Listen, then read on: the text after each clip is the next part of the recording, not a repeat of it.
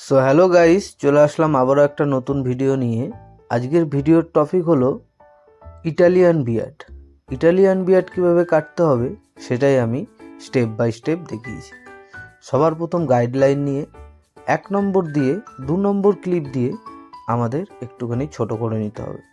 তারপরে 1 নম্বর ক্লিপ নিয়ে নিজের হিসাব মতো কোথায় মিলছে না সেই জায়গাটা ট্রিমারটা চালাতে হবে। তারপর করতে হবে সেভার দিয়ে সেভ। তারপরে 0.5 mm দিয়ে আমাদের দাড়িটা যেই জায়গায় গাইডলাইন করেছিলাম সেই জায়গার গাইডলাইনটা মেলানো শুরু করব।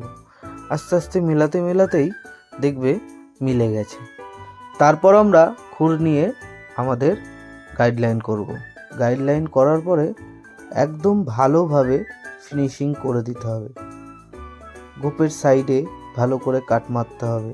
ফিনিশিং করার পরে দেখতেই পাচ্ছ কেমন লুক এসছে। এরকম ধরনের আরও দারুণ ছোট ছোট কাজ শিখতে হলে আমার পেজটিকে ফলো করে দিও। আর ভিডিওটা কেমন লেগেছে অবশ্যই কমেন্টে বলবে। দেখা হচ্ছে পরের ভিডিওতে।